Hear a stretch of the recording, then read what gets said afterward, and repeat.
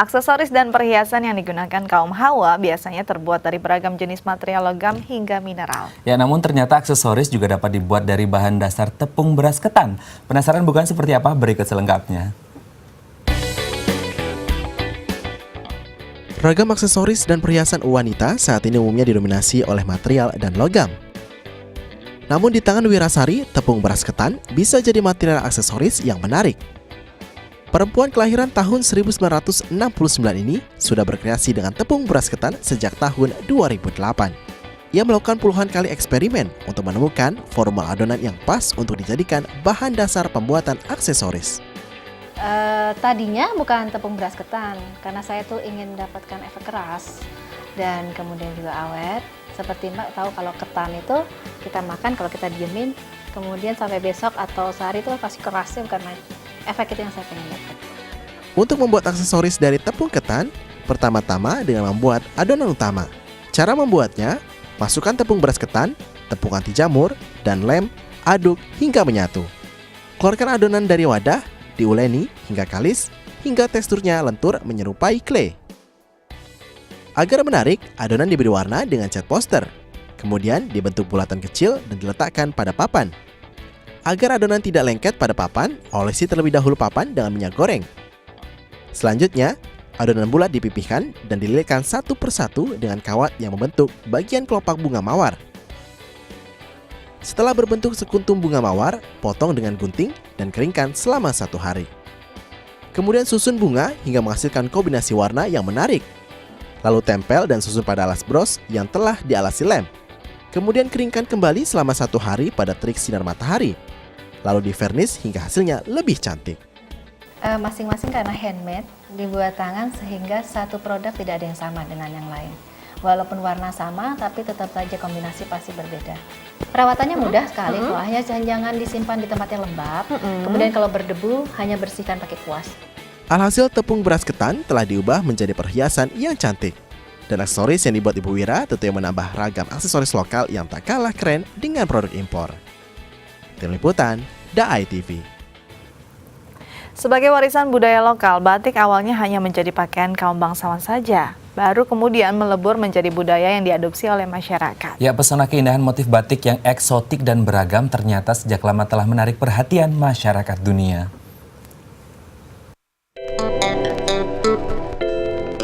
Sejarah batik di Indonesia erat kaitannya dengan perkembangan kerajaan Majapahit dan penyebaran ajaran Islam di tanah Jawa. Dalam beberapa catatan, pengembangan batik banyak dilakukan pada masa-masa kerajaan Mataram, kemudian pada masa kerajaan Solo dan Yogyakarta. Pada tahun 1873, seorang saudagar Belanda Van Riesecoversel memberikan selembar batik yang diperolehnya saat berkunjung ke Indonesia ke Museum Etnik di Rotterdam. Dan pada awal abad ke-19 itulah batik mulai mencapai masa keemasannya. Sewaktu dipamerkan di Exposition Universal di Paris pada tahun 1900, batik Indonesia memukau publik dan seniman. Batik juga mulai diperdagangkan dengan motif yang bervariasi dan memenuhi selera konsumen. Hasilnya banyak motif batik yang bercampur dengan budaya Eropa, seperti motif buket bunga mawar dan bunga krisan yang digemari pasar Eropa. Tak ketinggalan, negeri-negeri Asia juga banyak memberi pengaruh pada motif batik di kawasan pesisir, seperti motif burung hong, banji, dan warna keramik khas Tiongkok, dan motif bunga sakura dari Jepang. Mereka memasukkan unsur yang terkenal di Jepang tuh kupu-kupu. Jadi ada namanya batik hokokai, jadi zaman Jepang. Itu motif-motifnya itu selalu memakai unsur dari Jepang. Jadi ada kupu-kupu, ada bunga sakura, itu namanya batik hokokai. Kemudian setelah kita merdeka, ada namanya batik Jawa hokokai. Jadi di batik itu unsur kebudayaan Jawa, jadi misalnya parang dicampur dengan ada kupu-kupunya, ada bunga sakuranya begitu. Memasuki zaman kemerdekaan, Insinyur Soekarno mencetuskan ide untuk membuat batik yang menjadi identitas nasional dan bukan hanya bersifat kedaerahan seperti Jogja, Solo, dan batik pesisir. Bung Karno lantas menunjuk seorang penggiat seni keturunan Tionghoa dari Senat Universitas Indonesia, Gue Tik Swan, untuk mendesain batik Indonesia. Pada zaman itu yang namanya parang itu kalau dulu yang ini ya garis diagonal itu orang hanya tahu warnanya sogan atau putih. Tapi oleh beliau dibeli warna, nah memang bagus sekali. Sehingga pada saat itu batik-batik yang kreasi dari Gue Tik Swan itu dinamakan batik Indonesia. Dilegitimasi loh sebagai batik Indonesia.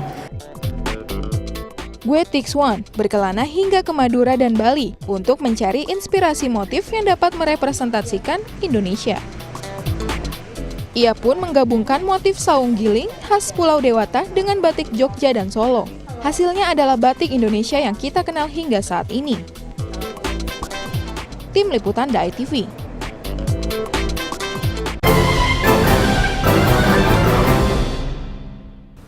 Pementasan barongsai selalu ditampilkan saat Hari Raya Tahun Baru Imlek. Ya, hal ini tentu saja berimbas positif pada usaha pembuatan barongsai.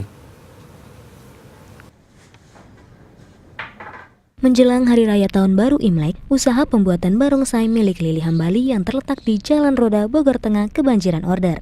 Dalam 1 bulan ini saja, rumah produksi yang dikenal dengan nama Lili Barong dapat memproduksi 25 set barongsai dan 10 set naga liong. Padahal pada hari-hari biasa dalam 1 minggu, Lili Barong hanya dapat memproduksi 1 set barongsai per minggu. Proses pembuatan barongsai dibagi menjadi 3 tahap. Pertama adalah pembuatan rangka. Tahap ini memerlukan kejelian, sebab rotan tidak boleh sampai patah, miring, dan salah ukuran. Tahap kedua adalah pelapisan rangka menggunakan kertas dan lem. Apabila telah selesai dilapisi, kepala barongsai kemudian masuk ke tahap pewarnaan. Tahap terakhir adalah penempelan aksesoris mata dan bulu. Aksesoris ini mereka dapatkan langsung dari negara Tiongkok. Dalam mendapatkan aksesoris ini, Lili Hambali mengalami kendala berupa waktu bongkar muat impor yang lama. Dalam pembuatan tuh mungkin di aksesoris dari bulu ya. Masalahnya kita aksesoris kayak bulu-bulunya semua kita pakai dari luar gitu. Jadi kalau misalkan ada pemesan minta warna misalkan merah gitu ya, tapi barangnya belum ada, kan kita nunggu dari luar. Nah mungkin kendalanya di situ aja gitu, jadi prosesnya agak lama juga gitu.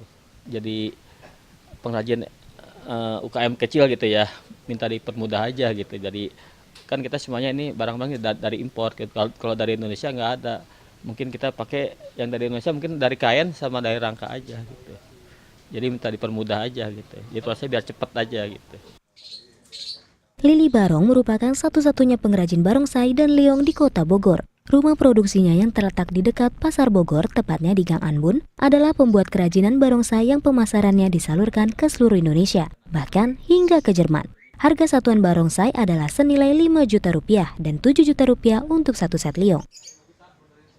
Yeremia Tera, Topan Iskandar, DAI TV.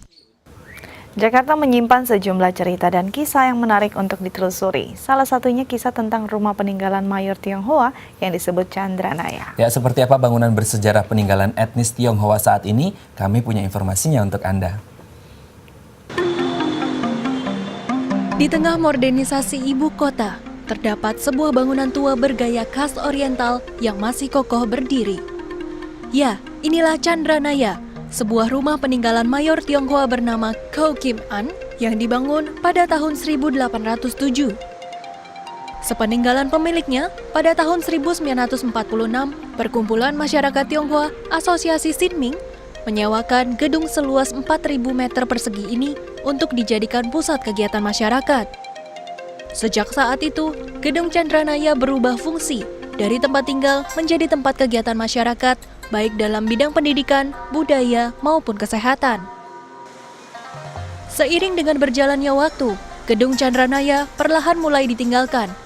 Benda cagar budaya ini tergerus oleh modernisasi ibu kota. Menurut Nanik Widayati, arsitek sekaligus kepala tim pemugaran Chandranaya, penting bagi Pemprov DKI Jakarta untuk melestarikan benda cagar budaya ini.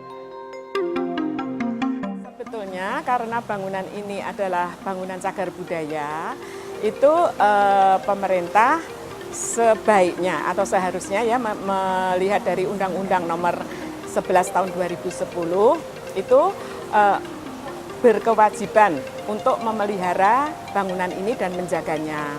Akan tetapi sementara ini sebelum pemerintah itu siap untuk itu, pemilik lahan men-take over semuanya. Jadi baik pemeliharaannya, baik kalau ada kerusakan yang membenarkan dan sebagainya, itu semua ditangani oleh pemilik lahan. Kalau harapan kami sebagai kepala pemugaranya, itu terjadi sinkronisasi di dalam program. Jadi kalaulah misalnya dalam 1 tahun itu pemerintah DKI mempunyai program budaya, program kesenian itu sejumlah 50 misalnya atau 60 kali, itu ada beberapa spot yang itu bisa diterapkan di sini. Saat ini, Chandranaya tidak lagi aktif dalam pusat kegiatan masyarakat.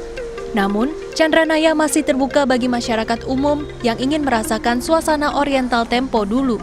Bahkan sejak tahun 2013, bagian kanan dan kiri gedung Chandranaya diperbolehkan untuk disewakan kepada sejumlah pengusaha makanan dan minuman. Pemberian izin membuka usaha di sekitar lingkungan cagar budaya bukan hanya dimaksudkan untuk kepentingan komersil saja. Hal ini dimaksudkan juga untuk memperkenalkan kembali keberadaan Chandranaya kepada masyarakat. Kebetulan saya orangnya suka budaya. Suka yang budaya kota tua.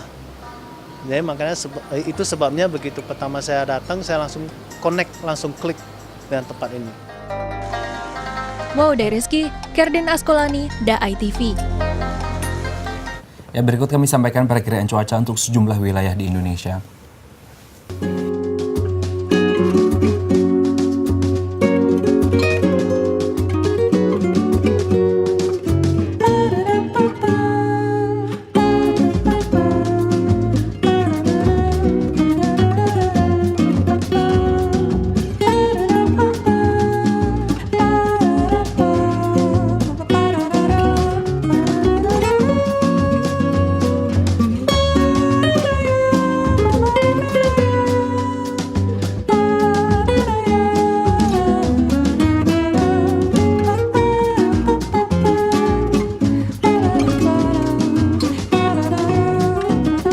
Sekian perjumpaan kita hari ini. Saksikan terus Halo Indonesia dari Senin hingga Jumat di waktu yang sama. Jangan lupa follow Twitter kami di @daya_tv dan @haloindodai_tv. Akhir kata saya Astia Dika. Dan saya Raden Madlias mewakili seluruh kru yang bertugas. Pamit undur diri. Sampai jumpa dan selamat beraktivitas.